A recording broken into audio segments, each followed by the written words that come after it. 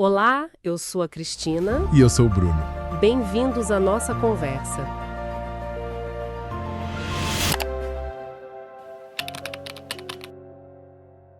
Oi, pessoal, bem-vindos a mais um bate-papo nosso. Hoje a gente vai mergulhar num tema super importante: como encontrar força para não desistir, sabe? Especialmente quando as coisas ficam difíceis. E vamos olhar isso com a lente da fé cristã. Sabemos que a jornada tem sim seus momentos complicados, mas existe uma esperança ali, uma força disponível. É engraçado como depois de passar por algo intenso, a gente parece que valoriza mais o presente, né? Exatamente. E a nossa ideia aqui é explorar um pouco de onde vem essa resiliência, essa capacidade de seguir em frente. Como é que a fé funciona como um pilar mesmo nesses momentos, né? Uma fonte de força para a gente não parar. Legal. Bom, vamos começar a desempacotar isso então. A vida, né, ela quase nunca é uma linha reta.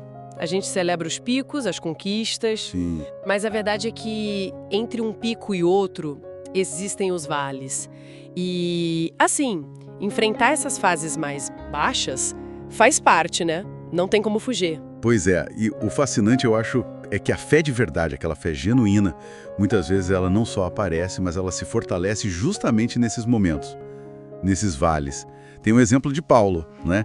Uma figura-chave no começo do cristianismo, escreveu várias cartas que estão no Novo Testamento. Ele passou por cada coisa. É verdade. Imagina só, você sobrevive ao naufrágio, dá numa ilha, tá morrendo de frio, tenta acender uma fogueira para se aquecer e, de repente, pá! Uma cobra venenosa te pica. Nossa, que situação. Dá pra sentir o frio, a fogueira começando a pegar e, de repente, o susto da picada. Parece o fim da linha, né? Totalmente. E o pessoal da ilha pensou exatamente isso. Falaram tipo, esse aí escapou do mar, mas a justiça divina pegou ele agora, vai morrer. Criou-se aquela expectativa, sabe? Só que o tempo passou e nada aconteceu com Paulo. Ele ficou bem.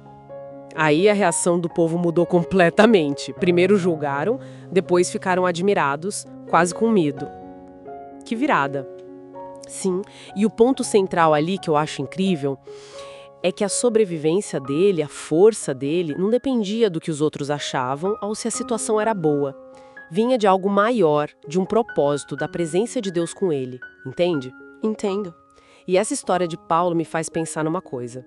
Essa questão do discernimento. Como saber quando a gente deve confiar e descansar, tipo Jesus dormindo no barco na tempestade, Sim. e quando a gente tem que lutar, vigiar, como Jesus lá no Getsêmani, pedindo para os discípulos ficarem acordados com ele. Nem sempre é tão claro o que Deus espera da gente, né? O que ele está sinalizando. Olha, conectando isso com uma visão mais ampla, a perspectiva é tudo, né? Se a gente foca no tamanho do problema, nos gigantes, como a Bíblia às vezes chama, a tendência é sentir medo, paralisar. Verdade. Mas se a gente consegue direcionar o olhar para Deus, para a fidelidade dele, para a grandeza dele, aí pode surgir uma paz que, sinceramente, desafia qualquer lógica, qualquer circunstância. E é importante lembrar, né? Às vezes até um não de Deus, algo que a gente não entende na hora, pode ser proteção, pode ser parte de um plano maior que só lá na frente vai fazer sentido. O que parece caos agora pode estar se encaixando perfeitamente. Faz muito sentido isso que você falou. E olha, nesse ponto aqui da nossa conversa, eu preciso pedir aquela ajuda para quem está ouvindo a gente. Se esse bate-papo está sendo bom para você, compartilha, deixa seu like, se inscreve aqui para receber mais conteúdo. E deixa uma palavra positiva lá nos comentários, isso ajuda muito. Mas voltando aqui para o nosso fio da meada, essa fé que não desiste, muitas vezes ela pede uma atitude, um passo nosso, né? Os milagres parecem conectados a uma ação de fé. Sim, sim. Lembro daquela história da mulher, nos evangelhos, que sofria com uma hemorragia há anos. Ela decidiu que se apenas tocasse na roupa de Jesus, no meio da muvuca, ela seria curada. E foi o que aconteceu. Ela não ficou parada esperando. Exato. E isso me faz pensar naquelas coisas que tentam nos segurar, sabe? Algumas tradições falam de um espírito de intimidação. Aquela vozinha que diz que a gente não é capaz, que não pertence, que não é bom o suficiente.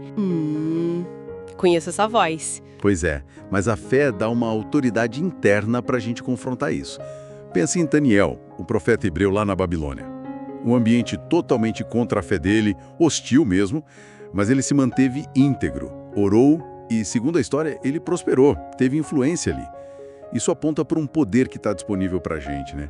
Um poder divino, o mesmo poder que falam sobre a ressurreição de Jesus. A nossa força, a nossa validação não precisa vir de fora. Então, o que a gente pode tirar disso tudo? Acho que a principal mensagem é que perseverar na fé não é não ter luta. É encontrar força durante a luta, apesar dela, né? Exatamente. Me lembra um pouco a essência do Salmo 91, aquele poema antigo sobre encontrar refúgio seguro em Deus, mesmo com perigos por todo lado. Perfeito. E trazendo isso para o nosso dia a dia, talvez alguns pontos práticos ajudem, né? Certo. Primeiro, aceitar que os vales fazem parte do caminho, não são um erro de percurso. Certo. Segundo, tentar manter o foco em Deus, nas promessas dele, mais do que nas circunstâncias que mudam toda hora ou na opinião dos outros. Terceiro, buscar discernimento. Tentar entender quando é hora de agir com fé e quando é hora de esperar confiando. Importante isso. E quarto, lembrar sempre que a força para continuar vem dessa conexão, dessa fé, da presença de Deus que não falha. Ótimo resumo. E para a gente fechar, queria deixar uma pergunta no ar para quem nos ouve refletir. Como seria encarar o próximo desafio que aparecer, não só como um problemão, mas talvez como uma chance de ver a fidelidade de Deus agindo de um jeito novo, talvez inesperado? Preciso fazer um pedido rápido aqui. Se esse bate-papo está sendo útil, fazendo sentido, considere compartilhar com mais gente, deixar seu like, se inscrever aqui no canal para acompanhar outras conversas assim.